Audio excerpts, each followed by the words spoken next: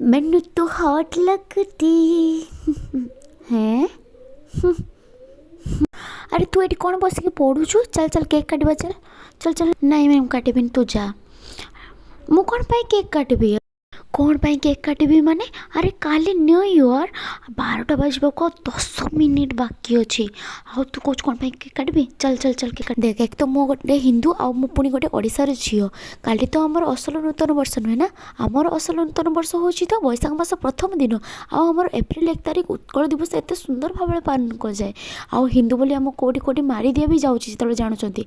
आउ तू तो सब किसी देखुचु आ सब किसी जानी पारुछु। आउ आम हिंदू होइक कौन पाई से आउ कहार फेस्टिवल को पालन करवा?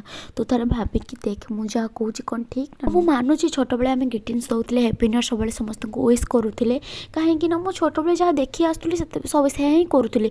आ छोट बेले एत रिलीजन को लेकिन एत सारा प्रोब्लेम हो नाला। हिंदू मुस्लिम क्रिश्चियन एम को लेकिन एत सारा प्रोब्लेम, किंतु एबे बहुत सारा डिस्टर्बेंस होची। हिंदू जानुचंती माने से जहाँ हो तू तो सोशल मीडिया देखु जानी मो कथा शुणिकी केते जन कहे ये बहुत बहादुरी मारुची।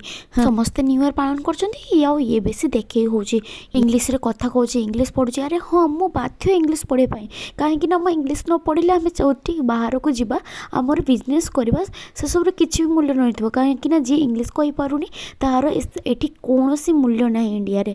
तो आमको इंग्लिश शिखा ही पड़ुची।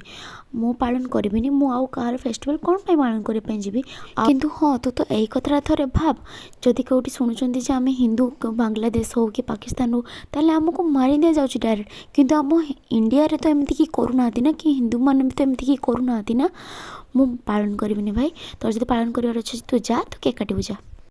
नहीं नहीं नहीं मु केक काटबी एक्चुअली तू जहाँ कहूँ ठीक कहूँ मु केक काटबी केक जाए फाड़ में।